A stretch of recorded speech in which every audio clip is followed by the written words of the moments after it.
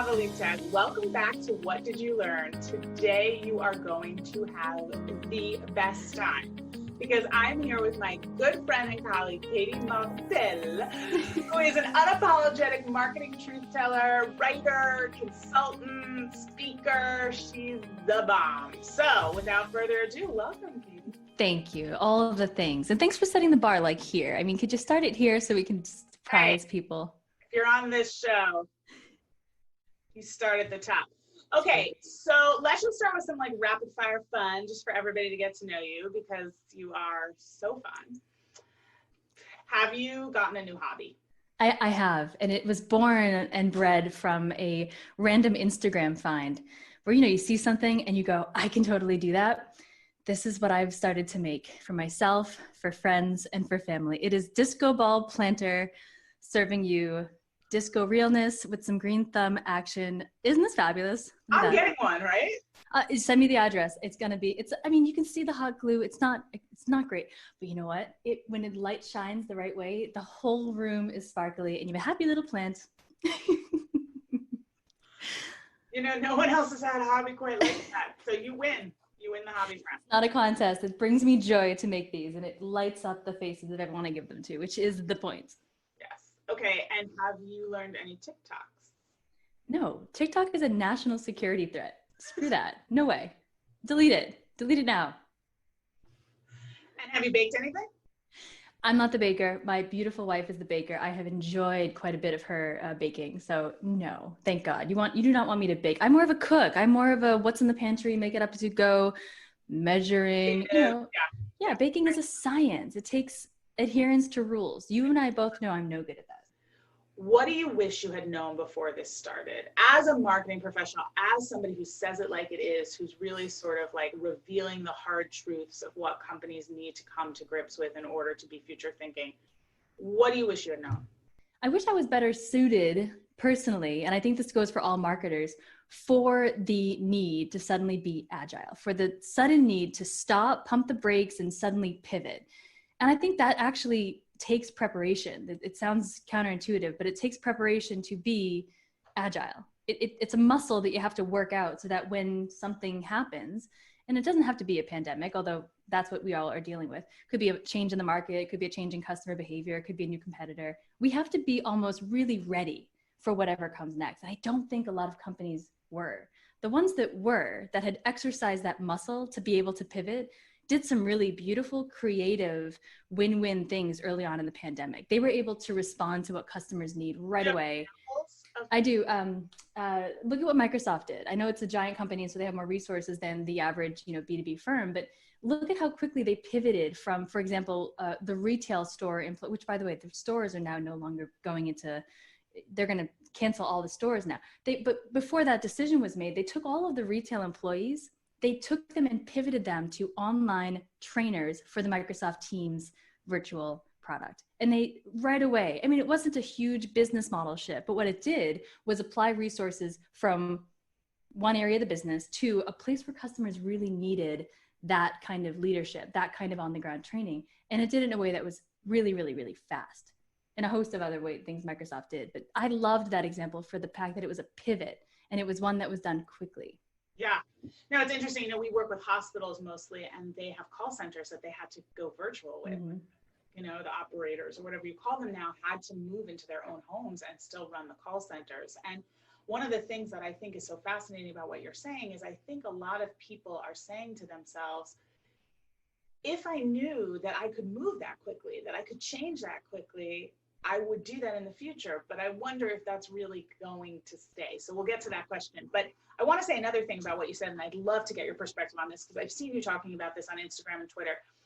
My theory, and if anybody ever writes a marketing history textbook about this time, my theory is that because companies didn't know how to respond to Corona when it first started and they learned on the job, they responded much better to Black Lives Matter.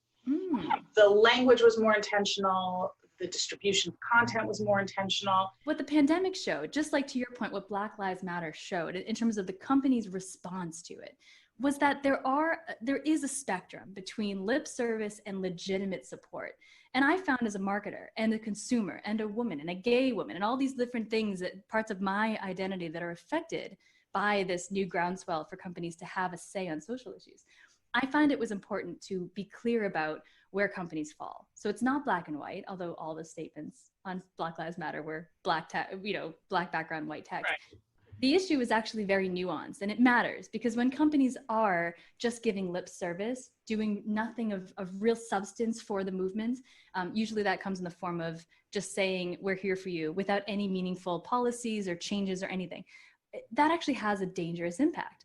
When companies are doing it on the flip side and they're giving meaningful support, it could be donations, but often it's a lot more ingrained in the company with hiring practices, with different areas of just fixing that racial inequality, very intentional ways. And I have some examples.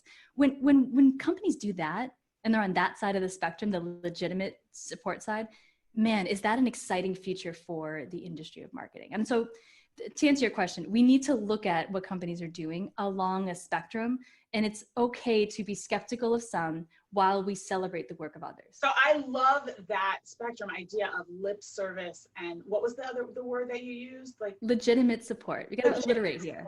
Lip service, legitimate. The problem is when it's just checked off to say, all right, we issued a statement, and the company itself has a demonstrated history of not living up to those values, not answering what the movement calls for. With the pandemic called for real support for things like frontline workers, for customers that were affected. It called for actual action to help the pandemic. Black Lives Matter. The movement called for companies to address the systematic racism that existed in their own firms. Many organizations didn't start with that level of understanding. They started just by thinking, this isn't really our problem. We're not part of the problem, and therefore we're not part of the solution. So our statement of solidarity should be enough, right? That's what you saw. That was what those statements were. Right. And many were strongly worded and they felt right, but they were just statements of solidarity. Real leadership, real integrity in the Black Lives Matter movement, for where a company can have a role in this, it required responding to what the movement is asking for. So one example of real allyship that I saw coming out of the corporate response to Black Lives Matter was from Rent the Runway. If you're not familiar with them, it's a service that allows you to rent designer dresses and other clothing items and then return it. So you don't have to go buy the Oscar de la Renta gown. You can rent it for the party or wedding you're attending. It's a great business model. But being squarely in the world of fashion, I was really impressed at the response from Jennifer Hyman, who's the CEO and co-founder. And this is why. It was real allyship. She said, and she has a statement that you can read on LinkedIn about what the company would be doing, literal actions they'd be taking in response to their role in systemic racism and their role in fixing it. The first was an acknowledgement of that the industry they were in, of fashion, acknowledging the role that fashion plays in systemic racism. As she put it, fashion has co-opted the style, inspiration, and ideas of Black culture without ensuring Black people are economically compensated for this. She just went right out and admitted the industry has problems. Then she took responsibility for her own brand's action. She said, the fashion industry must do better, and we at Rent the Runway are responsible for being part of this change. That's beautiful responsibility and accountability in words. Then she made her stance on the matter clear. And this is, I think, where a lot of companies just ended their response was, we support, and they didn't talk about actions. But it's still important to mention where you stand on the issue. So they said, we believe that supporting Black business, Black designers, and Black talent is both in the fashion industry's moral and financial best interest. Put her stance out there on the line. Why should you care? Where do we fall on this issue? But here's the part where it really differentiated from a lot of other statements. She provided clear and measurable actions that demonstrated her ownership. So what the company is doing is allocating $1 million for Black designers, not only in cash, but through wholesale platform, co-manufacturing initiatives, design resources, data, mentorship, everything to help Black designers have access and get things like investment capital to launch their own brands. That is real meaningful support for the people who have been excluded due to systemic racism and a whole host of other things. But it demonstrated what I thought real leadership and real allyship looked like from the CEO of a brand. I'll tell you something else too that I find really fascinating about that example. What she did was align herself with the fashion industry very squarely. Mm-hmm. And I think that that shows a level of leadership that I'm willing to step out on a limb on behalf of a community we feel we're a part of and lead the way in that community. And that also takes a lot of bravery and a lot of guts. All these things that have come together, the pandemic, Black Lives Matters, your unique point of view about how companies manage social justice issues. What's the number one thing in the last 700 days that you really feel like you've learned? And I know it's complicated, and I know there are a lot of them, but like one thing that really stands out at you is like the crux of the disco ball part of what you've learned. The pandemic really shone a spotlight on how fearful, anxious, and overwhelmed our buyers are. And I'm talking B2B. Every industry was affected by COVID in some way. And it is an opportunity for a brand to stand up and say, we have guidance. We may not know all the answers, but that's not what it's about. Thought leadership and trust is built on this promise that you make to be dedicated to finding out, dedicated to the art of guiding your buyers through the uncertainty. And that takes a muscle, again, this kind of process that you've built internally to be able to generate insights throughout the business and then give them to the world, like a disco ball, right? Get those insights back out to the audience.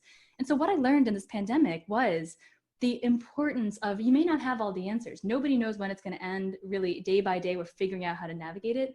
But it's the importance of being willing to just continue to share what you're learning and to go find how it's affecting your customers and how they're getting through it, and then share that back with the rest of your prospect and customer base. Those are the brands that are going to make it through, because they're telling customers, you can trust me to guide you through anything. If you break trust with buyers because you're unwilling to take a stand, or you've taken a stand that's completely inappropriate, it takes way longer to build that trust back up. It's a lot easier and actually less risk averse to have something to say that is truthful, that value is aligned with your buyers, but shows the world where you stand on an issue. That is actually a long-term play, though it feels risky in the short term. Absolutely. Okay, last question. What do you think is the takeaway that, in 5 years from now, when you and I are sitting at a conference, no mask, having some cocktails? Yes, I can't wait. What's the one thing that you're going to say, you know what, Ahava, this stuck with us as an industry, this stuck with me as a person? I think what we're seeing, and I look at leadership in the terms of business leadership, governmental leadership, et cetera, what we're seeing is a lack of clarity and a lack of explicit guidance in regards to the coronavirus. It's why we see some states with confusing messages around whether or not to wear a mask. Again, your buyers are stressed out, managing an uncertain time. They need you to be clear on what the next steps are for them to not only navigate this time, but come out after, on top. But I think you're bringing up another point that's worth touching on, and it is, in times of crisis and uncertainty, our affinity to misinformation, conspiracy theories, actually grows. We are so desperate for certainty as human beings that we actively seek out opinions that kind of fit the cognitive, bias of confirmation bias, that kind of fit our thinking, or at least validate what we believe to be true. If you want to be a brand that people trust, you are going to have to be extremely clear in the way that you speak, but also very authentic and empathetic about the fact that people are going through something so incredibly challenging. So exactly. Yeah, I agree with you. Katie has mad knowledge. Katie, where can people find you? You can just Google me, Katie Martell, but I would like to shamelessly plug a newsletter that I send about once a week.